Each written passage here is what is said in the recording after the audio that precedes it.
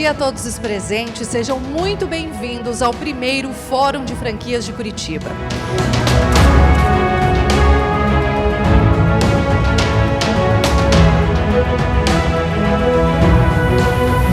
Daqui a pouco a gente começa, é o primeiro Fórum de Franquias de Curitiba, ó.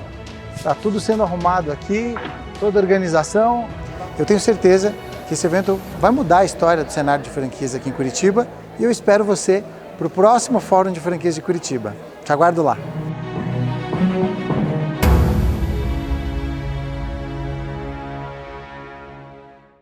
Mas afinal de contas, gente, por que é que o franchising tem sido a opção ideal para muitos empreendedores? O que é que nós podemos esperar do setor esse ano? Para responder a essas e muitas outras perguntas, nada melhor do que eu ouvir alguém que há 12 anos passa dias inteiros auxiliando empresas curitibanas a expandir através do franchising. Convidamos ao palco novamente o consultor de franquias Leandro Krug para proferir a palestra Tendências e Oportunidades no Franchising. Uma salva de palmas. Muito bem, pessoal, bom dia mais uma vez. É muito difícil falar depois da Patrícia, porque ela está super treinada, está manjando muito do conteúdo. Eu confesso a vocês que preciso respirar um pouquinho e estou muito, muito agradecido por você nesse evento. A profundidade com que você traz as coisas, a atualidade com que você traz o conteúdo, faz uma diferença imensa para os que deram atenção para a gente aqui hoje, tá? Esse evento não seria o mesmo sem a sua presença aqui. Bem, gente, já que o Fórum é de franquias, vamos falar a respeito de franquias, né?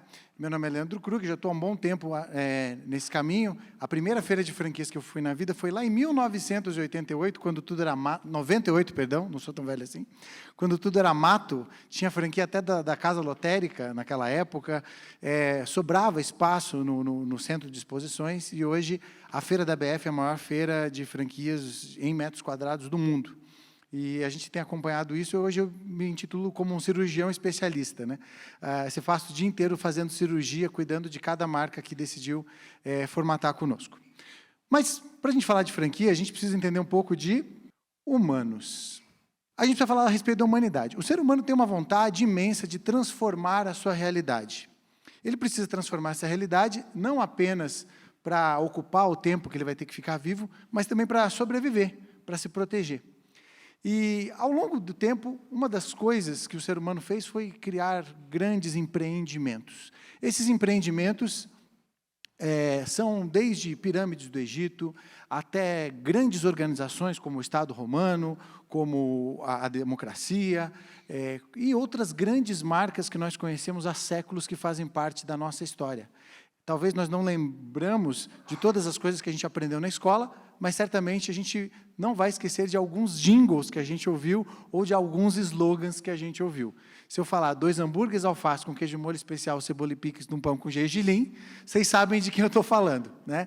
Esse é o poder dos grandes empreendimentos. E, geralmente, para que esses empreendimentos ocorram e aconteçam, a gente precisa correr um pouco de risco, né? Não existiria o descobrimento da América, não existiriam as grandes navegações se não houvesse, não apenas, né, o tomar risco e trabalhar em equipe. O homem chega na Lua porque consegue trabalhar em equipe, porque aglomera as mais diversas expertises, confabula, mede risco, acredita, e aí, geralmente, ele consegue conquistar coisas que há muito tempo atrás era impossível.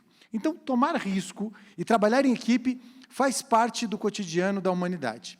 Quando nós olhamos para, por exemplo, a arte do Renascimento, ela só existiu porque houve uma junção ali de capital e trabalho, né? Você tinha os artistas como Michelangelo, como Leonardo da Vinci, Rafael, entre outros, mas que puderam expor as suas obras nos mais diversos lugares graças a uma parceria com o mecenato. Falando a respeito de sobrevivência, nós podemos comparar a história da humanidade de sobrevivência e proteção com um pouco o modelo que nós temos hoje de economia. O modelo capitalista é praticamente uma selva moderna, né? Nós entramos, temos competidores, a gente pode ser abocanhado, a gente acaba mordendo de um lado, levando mordida do outro, alguns ficam pelo caminho, mas o que se assemelha à selva que nós conhecemos, à vida que nós vivemos hoje, é que para que nós possamos sobreviver, a gente precisa de conhecimento, trabalhar em grupo e construir meios de se proteger. Se a gente pensar, por exemplo, numa organização como a Igreja Católica, que existe já há centenas e centenas de anos, ela tem algumas características bem interessantes que falam muito para a gente nos dias de hoje. A gente pode dizer que a Igreja Católica é uma rede de locais com estrutura arquitetônica, até de fácil identificação, você sabe exatamente quando você identifica uma igreja. Ele possui um certo procedimento padrão e até uma hierarquia de processo centralizado. Se você for em uma missa, em uma cidade e até em um outro país, você vai ver uma gigante semelhança com algumas diferenças peculiares. Ela tem uma estratégia centralizada e, sem dúvida, ela tem uma maneira de se sustentar financeiramente. A gente poderia falar a mesma coisa da Igreja Católica para o McDonald's, ou para a Cacau Show, ou para o Boticário. Processos padronizados, estudo de local, unidade centralizada, aprendizado contínuo, são algumas características que fazem determinadas organizações se perpetuarem ao longo do tempo.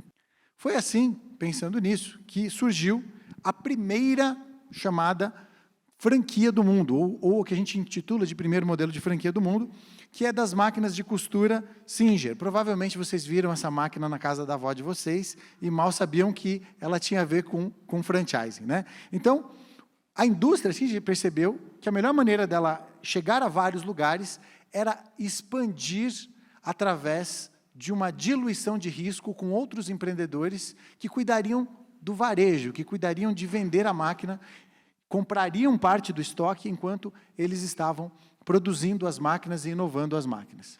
Bem, empreender é arriscado. Vocês, muitos aqui são executivos, profissionais liberais e empreendedores, sabem que muitas vezes, depois de um tempo que você está no mercado, começa a chegar um ser chamado concorrente. O concorrente, ele mexe com o nosso ímpeto, a gente fica até preocupado, ansioso, às vezes com raiva, dependendo do tipo de concorrência que a gente tem. E a gente tem concorrente de todo tipo. Às vezes o teu concorrência é um gigante. Você tinha lá um negócio pequenininho e, de repente, um gigante vai lá, copia a tua ideia e começa a espalhar o produto que você vende em vários lugares com uma velocidade que só o capital dele é capaz de fazer. Do outro lado, às vezes você se sofisticou, aprimorou a sua embalagem, aprimorou o seu serviço e daqui a pouco tem iniciantes amadores que montam uma página no Instagram e começam a dizer que são especialistas no assunto, que eles têm meses ou às vezes até semanas de expertise. Então, a gente muitas vezes não tem o que fazer em relação a isso, e é graças a esse tipo de coisa que o empreender continua sendo arriscado. Por que o franchising tem ajudado as pessoas a sobreviver muito e se perpetuar por décadas, como a gente vê marcas como o Fisk, marcas como o já citado Boticário, marcas como o Bob's, que teve seus altos e baixos, mas permanece ainda presente. Primeiro, porque ele entendeu que compartilhar riscos é um aprendizado da humanidade que nós devemos continuar. Uma pessoa, às vezes, consegue montar uma loja, essa loja fatura R$100 mil, ela tem de lucro 15, 18 mil reais, paga as contas pessoais dela e sobra 8, 10 mil reais por mês. Quando ela faz isso, ela demora 20 meses para juntar mais 200 mil e montar outra loja. Como ela está indo bem, ela acredita que o resultado dela vai acontecer na segunda loja. E aí ela monta uma segunda loja. Mas nem sempre aquele lugar é o lugar adequado. Os funcionários que estarão lá são outros colaboradores, diferentes dos colaboradores que estão atuando no negócio dele. E, principalmente, ele não estará 100% na operação. Este é o ponto mais importante que o franchising pode fazer de diferença. Naquela outra loja, você não está mais 100%, e aquela loja pode ir muito bem, e você pode montar uma rede, como vários conseguem fazer, ou você pode ter um tremendo pepino e a sua loja começar a ter um prejuízo de 5, 6, 7, 10, 20 mil. O dinheiro que você está ganhando na primeira loja começa a ter que tapar o buraco da segunda. De repente, você tem um risco maior trabalhista. De repente, você tem uma rotatividade de serviço. Enfim, são algumas questões que eu gostaria que fossem uma novela de ficção, mas são as questões que eu vejo todo dia com alguns empreendedores que não entraram no franchise e preferiram expandir sozinho e que alguns acabam passando por isso. Segundo, atacar em bando. Quando a Cacau Show chega para comprar cacau, ela tem 2.000 lojas para distribuir os chocolates que ela vai vender. Mais de 2.000 estabelecimentos. Isso faz toda a diferença na hora de você barganhar, na hora de você barganhar preço de açúcar, na hora de você barganhar preço de embalagem, na hora de você chegar para uma emissora de TV e falar que você quer fazer uma propaganda.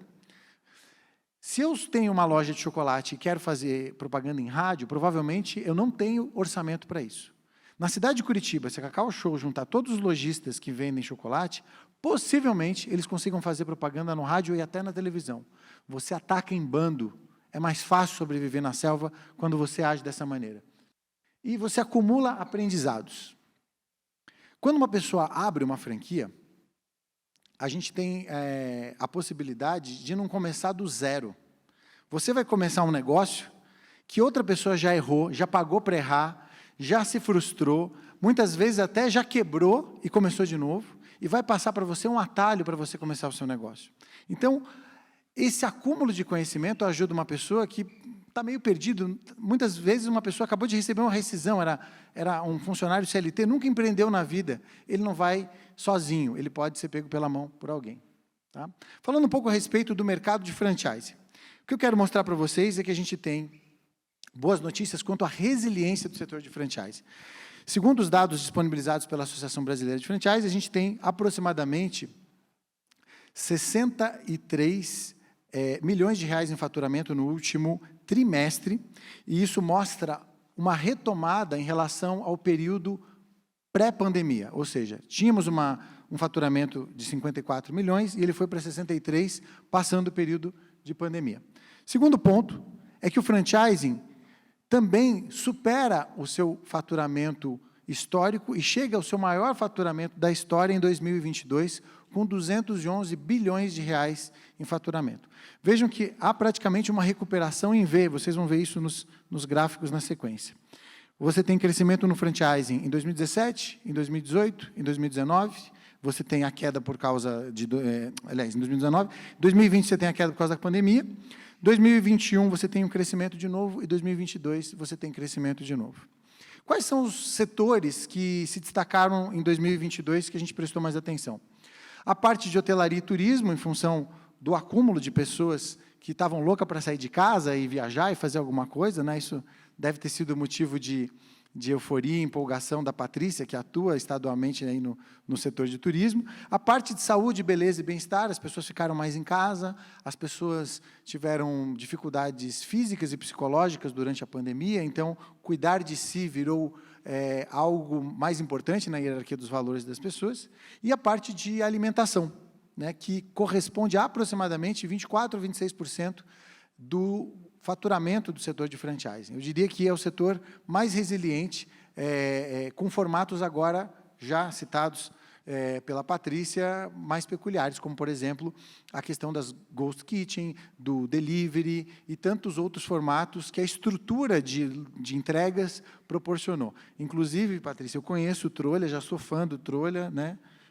Adorei, né? Recomendo quem quiser conhecer, mas antes de você comer no Trolha, eu tenho outros lugares para oferecer para vocês, que a gente vai falar mais durante esse evento. O número de unidades franqueadas. A gente tem mais de 180 mil unidades franqueadas no país.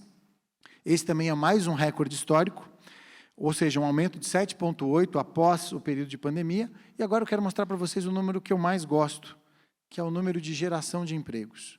O franchising é responsável por mais de 1,5 milhão de empregos no Brasil. Nós conseguimos gerar, no setor, de 2021 para 2022, um aumento de 12,6%. Segundo o estudo da ABF, cada unidade de franquia gera, em média, 9 empregos diretos. Então, trabalhar em um setor como esse é pensar em desenvolver o país, é fazer com que as pessoas levem dinheiro para casa quando elas são funcionários ou são até autoempregados nas suas microfranquias. O que a gente espera para esse ano? Faturamento do setor acima de 12%, de 9,5%, podendo chegar a 12%, número de operações 10%, número de redes aumentando em 4% e de empregos no setor, a perspectiva, segundo a Associação Brasileira de Franchising, é de um aumento de 10%. Aqui alguns números mais para matar a curiosidade de vocês. Bem, quem é grande nesse setor? Eu diria que, se uma pessoa pensa em entrar no franchising, ela tem que olhar para cá, mas tem que lembrar que para chegar aqui demorou bastante tempo. A marca Cacau Show, a marca Boticário, a marca McDonald's, não começaram em 2013, 2014. Elas estão há bastante tempo. Elas começaram com uma franquia, depois começaram com 2 franquias. É subindo uma escada muito longa que você chega a números como a da Cacau Show, que cresceu 33% de um ano para outro em número de operações, passando o tradicional Boticário, que sempre foi considerada aí a maior franquia do Brasil. A gente tem a resiliência fortíssima do McDonald's, né, mantendo aí a sua unidade de operações, e destaques como a Colchões Ortobon, Odonto Company, entre outros. Um outro número que eu quero mostrar aqui para vocês interessante são as micro franquias. Quando se falava em microfranquia, pensava que era uma coisa simples, uma coisa amadora, e hoje o setor de microfranquias é muito pungente. Ele já tem um estudo particular feito pela ABF, você tem uma comissão de diretoria particular falando a respeito desse assunto, e você tem, por exemplo, a Gazin Semijoias, que cresceu de 2021 para 2022, 51% no número de operações. Enquanto muita gente fica com medo de franquear, tem gente espalhando a franquia pelo Brasil inteiro. Assim como, por exemplo, a curitibana Market for You, que não tem o número atualizado aqui de 2021, mas em operações ela já tem 1.477 operações e tantas outras que depois, se vocês quiserem, eu posso passar com mais calma para vocês. É com base nessa experiência que a gente tem a nossa empresa de formatação de franquias, que é a Comércio, ela já existe há 12 anos. A primeira franquia que a gente formatou foi em 2011, tá? E aqui estão algumas das marcas que a gente já formatou, de vários segmentos. A gente fala assim, mas você já formatou franquia de tal segmento? Olha, a gente é cirurgião para todo tipo de gente. Porque entender de franchise e entender de varejo é uma coisa que a minha expertise já acumula aí mais de 20 anos de experiência. Aqui eu quero mostrar para vocês alguns casos de pessoas, micro e pequenos empresários, que decidiram entrar no franchise e que hoje a gente tem orgulho de mostrar aqui para vocês. Tá? A Usisol Energia, uma empresa de Toledo, decidiu fazer a formatação conosco em 2020 e hoje ela já tem unidades franqueadas em várias cidades do Paraná e fora do Paraná. Você tem até unidades hoje já em Mato Grosso, Rio Grande do Sul.